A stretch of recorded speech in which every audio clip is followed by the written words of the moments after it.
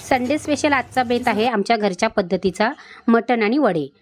एकदम साध्या पद्धतीने पण चमचमीत असे हे मटण बनवलेले आहे। तर व्हिडिओ नक्की शेवटपर्यंत बघा आणि आवडला तर लाईक पण करा।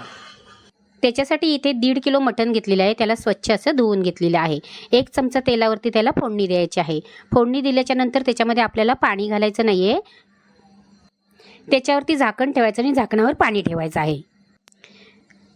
बघू शकता तुम्ही मटणाला आपल्याला स्वतःच असं अंगचं असं पाणी सुटलं पाहिजे। जोपर्यंत त्याच्या अंगचं पाणी सुटत नाही ना तोपर्यंत मटणामध्ये पाणी घालायचं नाही। स्वतःचं पाणी सुटलं ना की मटण खूप चविष्ट होतं। त्याला मिक्स करून घ्यायचं आणि आपण जे हे झाकणावर गरम करायला पाणी ठेवलेलं आहे ना ते पाणी घालायचं आणि मटण चांगलं 80% आपल्याला शिजवून घ्यायचं आणि त्याच्यावरती दुसरं पाणी घालायचं। दुसऱ्या साईडला आपण इकडे मसाला तयार करणार आहोत। सुरुवातीला ना कढई थोडी थंड असते म्हणून पहिल्या सुरुवातीला खोबरं भाजून घ्यायचं म्हणजे खोबरं करपत नाही। मसाला तुमच्या भाजण्यावर तुमच्या मटणाची चव आहे। त्या खोबरं चांगलं खरपूस असं ब्राऊन होईपर्यंत भाजायचं पण करपवून घ्यायचं नाहीये। सतत मिक्स केलं ना की खोबरं सर्व साईडनी चांगलं व्यवस्थित असं भाजल्या जातं। चांगलं गोल्डन ब्राऊन झालेलं आहे त्याला काढून घ्यायचं। त्याच कढईमध्ये आपल्याला कांदा भाजून घ्यायचा आहे। 1 चमचा तेल घालायचं आणि उभा पातळ चिरलेला कांदा घालायचा। पातळ कांदा चिरून घ्यायचा म्हणजे कांदा भाजायला वेळ लागत नाही, गॅस पण कमी लागतो आणि चांगला भाजला जातो। कांदा आपला भाजतोय तोपर्यंत आपण आलं लसूणची पेस्ट करणार आहोत। त्याच्यासाठी हे सर्व साहित्य धुवून घ्यायचं। जरी आपण इतर तयारी करत असलो ना तरी आपण जे गॅसवर वस्तू ठेवलेली आहेत ना त्याच्याकडे पण लक्ष द्यायचं। अधूनमधून कांदा पण आपल्याला मिक्स करून घ्यायचा आहे। आलं असं बारीक चिरून घेतलं की मिक्सरला चांगलं वाटलं जातं। मटण सारखं उघडून बघायचं नाही। सारखं उघडलं ना की ते पटकन शिजत नाही। मटण शिजायला वेळ लागतो।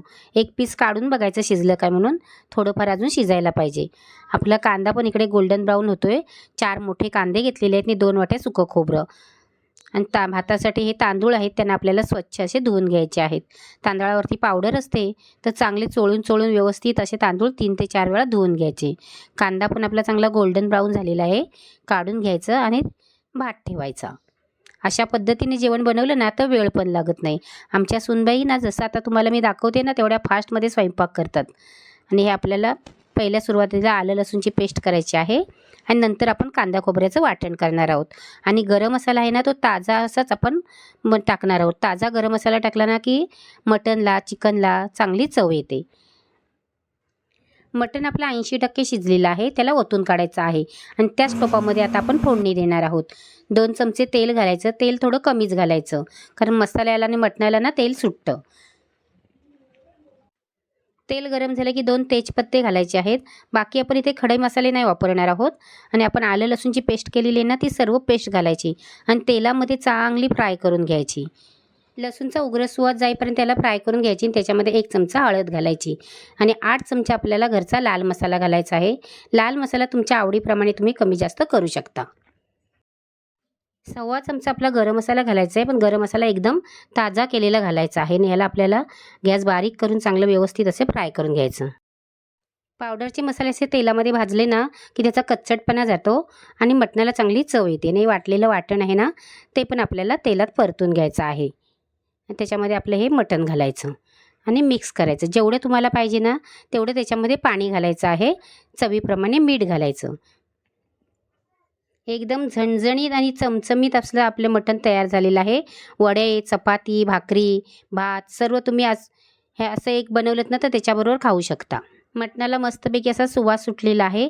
ताज्या मसाल्यामध्ये करायचं म्हणजे चवीला खूप छान होतं। झटपट असं आपलं तयार झालं। गॅस बंद करायचा आणि हे आमचं सुकं चिकन आहे। ह्या सुका चिकनची रेसिपी पाहिजे असेल तर कमेंट करून सांगा। कोकणी मालवणी पद्धतीने आता आपण वडे करणार आहोत। त्याच्यासाठी इथे वड्याचं पीठ घेतलेलं आहे। छोटा अर्धा चमचा हळद आणि छोटा 1 चमचा त्याच्यामध्ये आपल्याला घरचा लाल मसाला घालायचा आहे। कोकणातल्या पद्धतीने वड्याचं पीठ कसं तयार करायचं याचा व्हिडिओ मी शेअर केलेला आहे, त्याची लिंक तुम्हाला देणार आहे। वड्याचं पीठ आहे ना ते आपण मटण शिजायला घातलं ना तेव्हाच भिजून ठेवायचं। मग चांगलं उंबाळले ना की वडे छान होतात। त्याच्यामध्ये आपल्याला चवीप्रमाणे मीठ घालायचं आहे। वड्याचं पीठ बनवताना आपण इतर साहित्य त्या पिठामध्ये घातलेलं आहे। याला मिक्स करून घ्यायचं आणि कोमट पाण्याने आपल्याला भिजवून घ्यायचं आहे. कोमट पाण्याने किंवा गरम पाण्याने वड्याचं पीठ भिजवलं ना तर वडे जास्त वेळ असे चांगले नरम तुम्ही भिजवून 1 तास 2 तास ठेवणार असाल तर घट्ट पीठ भिजवा आणि जर लगेच करणार असाल तर तुम्ही थोडं सैलसर नरम असं पीठ भिजवा, म्हणजे वडे चांगले तयार होतात. पीठ भिजवायचं, जेवढा वेळ असेल ना तेवढा वेळ झाकून ठेवायचं. आता आपण वडे बनवणार आहोत.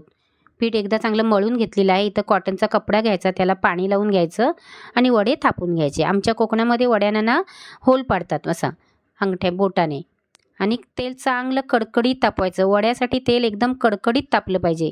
जर तुमचं तेल चांगलं कडकडीत तापलं असले ना तर वडे पटकन असे टम्म फुलून असे वरती येतात.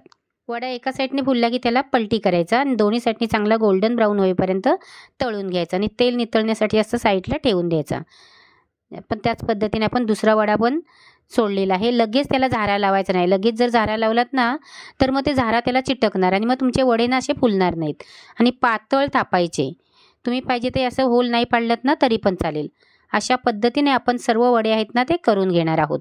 बघू शकता तुम्ही किती सुंदर असा वड्यांना कलर आलेला आहे. ते जसा कलर आलेला आहे सुंदर ना त्याच पद्धतीने खूपच चविष्ट असे वडे तयार पण झालेले आहेत. आमच्या घरचा संडे स्पेशल बेत जर आवडला असेल तर नक्की लाईक करा, कमेंट करा, तुमच्या मित्रमंडळींना शेअर करा. वेळात वेळ काढून तुम्ही माझे व्हिडिओ बघता त्याबद्दल मी तुमचे खूप खूप मनापासून आभार मानते. थँक्यू. घे बाहेर घे.